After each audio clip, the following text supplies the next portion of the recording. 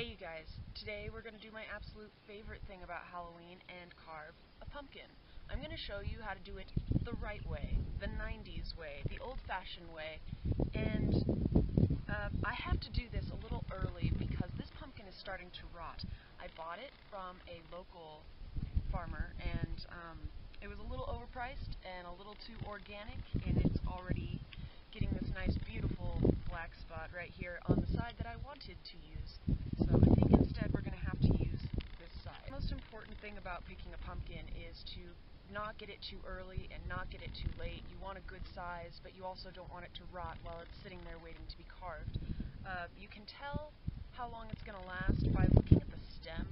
If the stem is still dark green or brown, it'll be fine. But if it's light brown and yellow, it's gonna start dying. If you can see, the stem is actually starting to lift off on this particular pumpkin. Once the stem has become this sort of color and you can kind of see the stem lifting off the pumpkin, it's very good to carry it by the bottom like this instead of by the stem. You don't want to rip it off and expose more of the flesh, causing it to rot faster. I want to show you the old-fashioned way of stenciling and carving a pumpkin before there were stencil books and the plastic kits that break every single time. Minimal amounts of tools, really basic methods, and a few tricks that it seems the world forgot after the 90s. And we'll get to that in a minute. Now, I'm a firm believer in using dry erase markers on your pumpkin because they wipe off so easily. But if you do not have one, a highlighter will work just as well. It's very faint and can also be washed off with a little bit of water. So, I'm going to get drawing here. I think one of the easiest ways of drawing on the face of your pumpkin without stencils and poking holes in it is to look at the shape of the pumpkin face that you have drawn down on paper and do a few pointillism dots and connect them all as though it were a graph.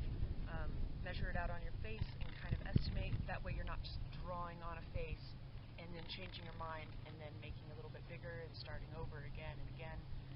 Definitely do those key points of the top and bottom of the smile, where the eyes should start, and then start connecting the lines. It really is such a bummer when you buy a great pumpkin like this with perfect shape and you buy it too soon. The thing about organic pumpkin farmers is they can grow them to exceptional sizes in these great, lovely shapes, but they don't last as long. Their seeds aren't genetically modified, therefore, as soon as this stem is cut, they get older a lot faster, and you're probably going to want to buy those right before Halloween and carve them the day before. Use all those preserving methods, but grocery store pumpkins tend to run smaller sizes. They're just fine. Sometimes they even have brighter color, and they will last longer. But you don't always get the best pick of the lot if you do that, so sometimes things just don't go the way you planned. And that's okay. Let's say the eyes should go.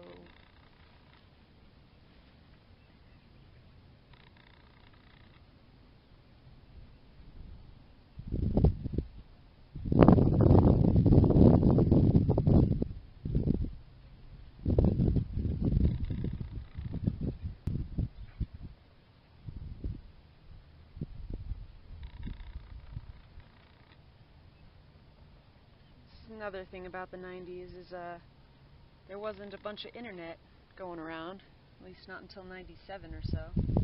So a lot of things were done outside. A lot of kids don't go outside these days. That's a bit of a bummer, because sitting out here in the leaves under this tree carving a pumpkin is like the best thing I could ask for. It's hard to appreciate the magic of fall when you're encasing yourself within four walls. Go outside, enjoy these natural decorations, you know? Sorry, I'll shut up with my hippie talk.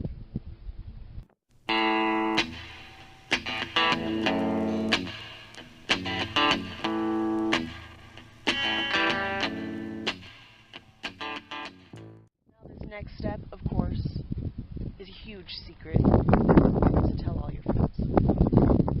Back in the 90s, I remember people cutting their pumpkin heads a little different. lot of people are getting really creative with faces. We've even invented that 3D carving effect. But everybody cuts the top of their pumpkin in a circle. Tell me how many of you 90s kids recognize this?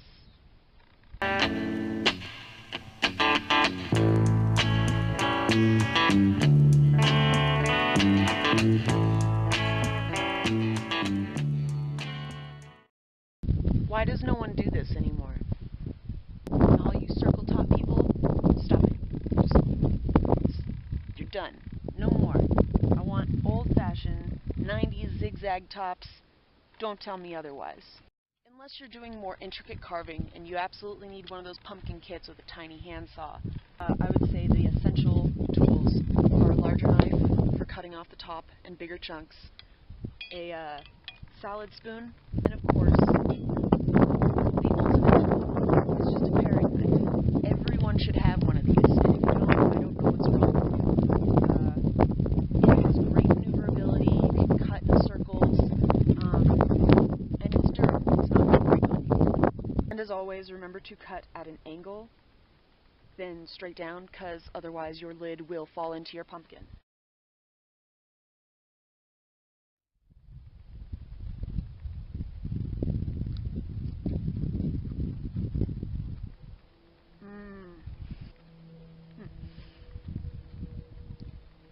One thing these homegrown pumpkins have going for them is that they taste so good. I don't know if you've ever eaten pumpkin meat, just raw. It's so good. It's delicious.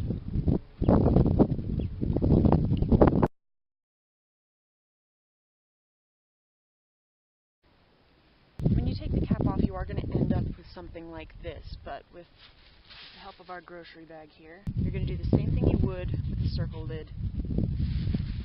Just cut off the top. You're also going to see something like that. Sleeves here. I know you can't fit your hand in it right now, but obvious solution.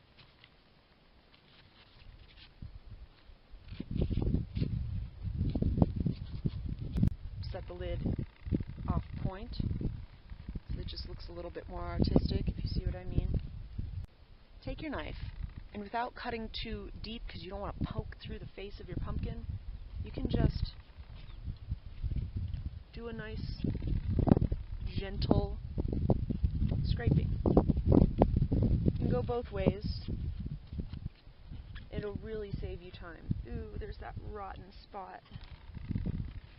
Nice. Now, without getting too aggressive with your pumpkin, you've saved yourself a ton of work. It's already at the bottom. All you have to do is scrape it out. Now, keep in mind it's not absolutely necessary to scrape so far into the pumpkin that it's only half an inch thick, like some videos have said. You really just want to do the first layer that's full of that thready stuff, full of the actual pumpkin goo, because if you're putting candles in it, you don't want it to catch fire. But you also don't want to make the walls of your pumpkin so thin that they rot faster. The thicker you leave it, the longer it'll last. Guaranteed. Ooh, that juicy, rotten spot. Ooh, nice. And you also want to gently scrape the bottom. The bottom will be one of the thinnest parts, and you don't want to scrape all the way through. You just want to make it flat and clear enough that you can put a candle at the bottom of it. You might even want to empty out your pumpkin and cut the head off before you draw your face, because I'm getting some pumpkin goo and it's wiping off my face, but I have the face memorized, so that's not a problem.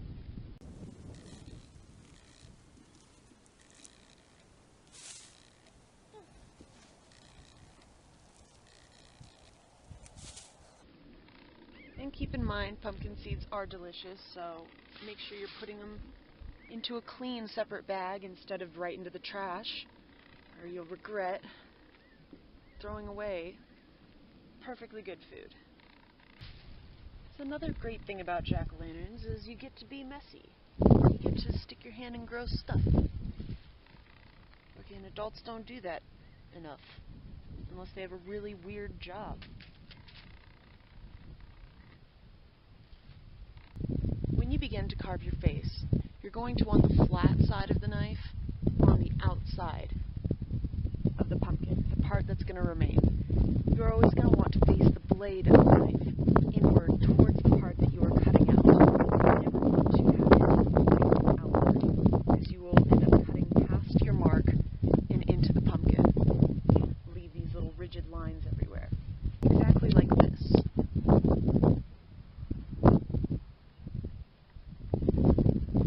Take the paring knife in your hand and do extremely slow angled sawing motions.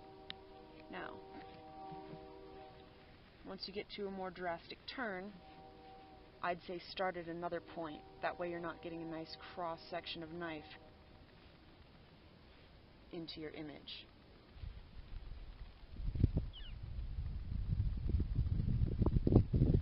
Start at another point.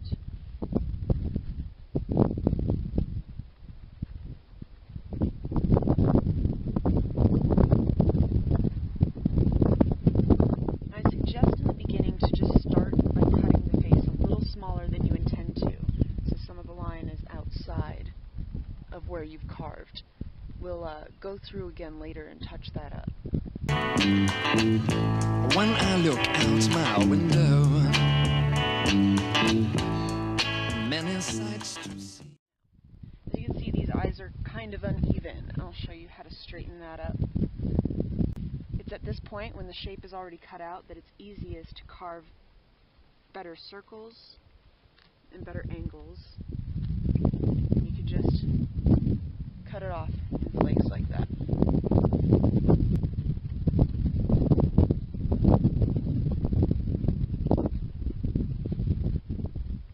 Okay. At parts where you're going to have finer detail, like this curl in the lip, you're going to want to start at smooth angles that you know won't be a problem. And as soon as you get to those smaller angles, don't cut past, cut within the stencil. And just like with the eye, you can shape that little curl later once this bigger piece is out.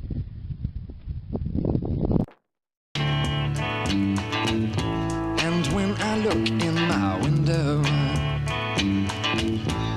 so many different people to be, that it's strange, so strange. You got to pick up every stitch. You got to pick up every stitch. When you're pulling out difficult shapes, it's always a good idea to put your fingers on anything that's maybe broken off.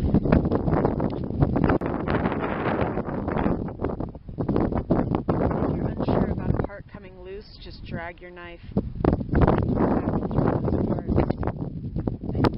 To make sure they aren't connected before you start pushing.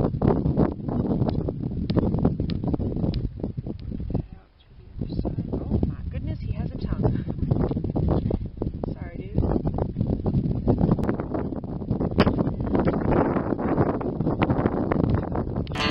You got to pick up every stitch.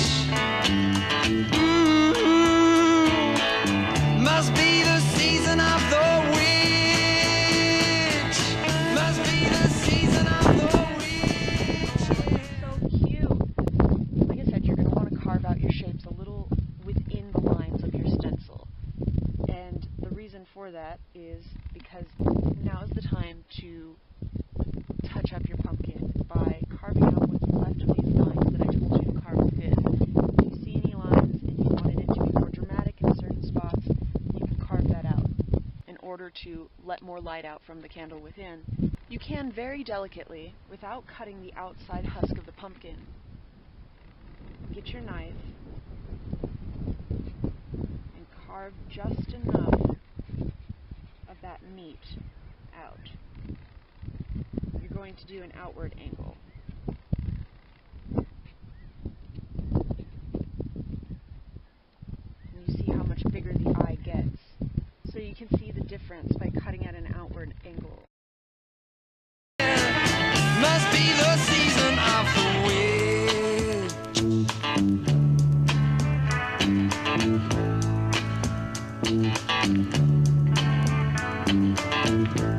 I look over my shoulder, what do you think I see? Summer cat looking over his shoulder at me, and he's strange, sure is strange. You got to pick up every stitch. Now when it comes to the teeth, or anything small like this, you're going to want to leave as much meat on it as possible so it doesn't shrivel up later.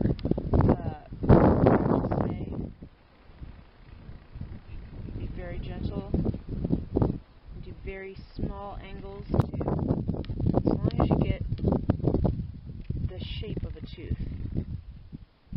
going on behind it.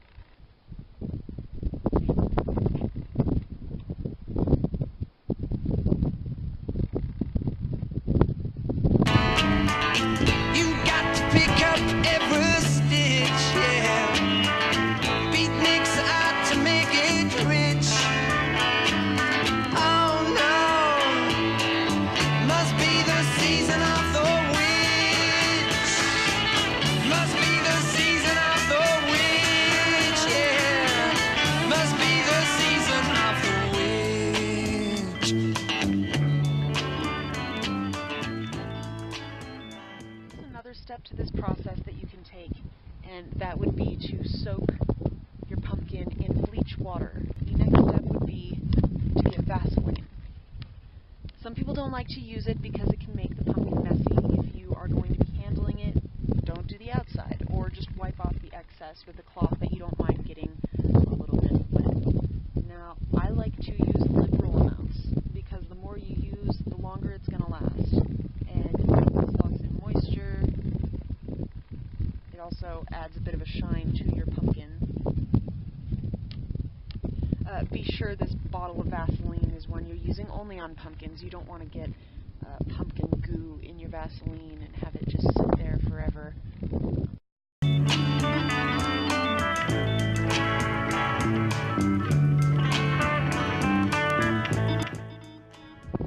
I don't understand why people say they don't like to use petroleum. It is a little bit messy, so long as you're sure about what cloth you're using. This is clearly an old cloth and will be washed with other old cloths. There's no real problem with getting Vaseline on your hands. It just makes them softer. So I don't know what you're all bitching about. Rabbits running in the ditch. Beatniks out to make it rich. Oh no, must be the season. Make sure you're just very liberal with petroleum in places that are smaller, finer cut, more delicate, more intricate. Them from shriveling up and deforming the face of your jack-o'-lantern. Not to wipe off the inside lines, you just want to wipe off the husk of the pumpkin, and it'll leave some Vaseline behind, kind of like car wax. Also, when you're done with the entire outside of your pumpkin, you can take this cloth and sort of dry up the inside. Be sure to shake it off outside before you go put it in a load of laundry, or you will find pumpkin pieces in your dryer. Yeah. And that's why we do it outside. If I wanted this to be a real 90s video, I should have gotten newspaper. I'm so sorry.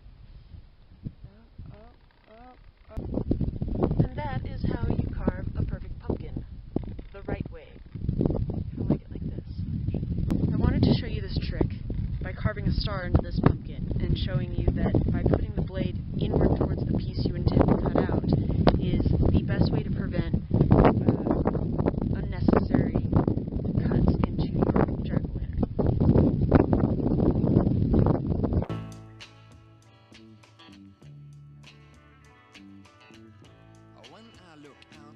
See, I'm cutting inward towards the shape, and all these lines tend to cross each other, but on the outside there isn't a single line out of place.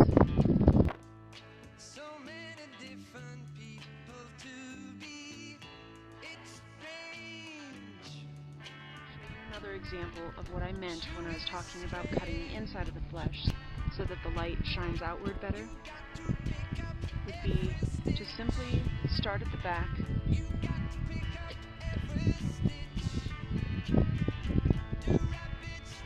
cut out the shape again using an inward angle. It's kind of hard to do. I don't know if I'm even showing it to you guys properly.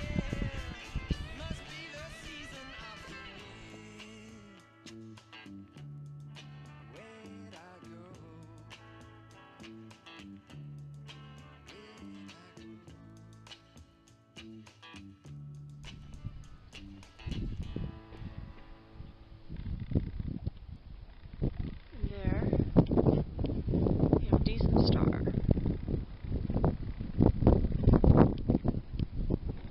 There are three ways I prefer to light up my jack-o'-lantern. The first way to light up your jack-o'-lantern that I would suggest is with a candle. I would only recommend these for indoor jack-o'-lanterns because the wind can blow out your candles and it's much easier to keep an eye on a pumpkin inside your house than outside. The second would be cheap $1 flashlights. You can get these at Walmart, and the bigger your pumpkin, the more lights you might want to use. Just make sure your flashlights are put forward towards the front of the pumpkin with the light facing towards the back so that it illuminates the orange on the back of the pumpkin and lights it up without you actually seeing much of the flashlight. I wouldn't bother putting a real nice flashlight in your pumpkin because it can get gross and sticky. There we go. The last option for lighting up your pumpkin is going to be glow sticks. Now, if you get a white pumpkin, I suggest green and blue, but red, white, and yellow look really awesome in orange pumpkins. I prefer blue and green in white pumpkins. Something all the more mysterious about it. Glow-in-the-dark lanterns, really small, compact lanterns like this with a bunch of glow sticks, look best in dark, dark lighting. If you're hosting a party, you could put some of these in the bathroom and turn off the lights so that when someone walks in, they will see these little stars or a glowing face in the bathroom as they come in. Red for scary eyes, blue and green for happier eyes. It's jack-o'-lanterns. There's no limit to your imagination. Do whatever you want. Come up with whatever face makes you smile or cringe. And don't forget, this is the right way to cut a lid. This is classic right here. It almost looks like hair if you offset the lids. Same with lids. You can do whatever shape you want. There's no real rules, only tips and trading secrets like these. So, enjoy cutting your pumpkins, you guys. I will see you in the next video. People to be that it's strange.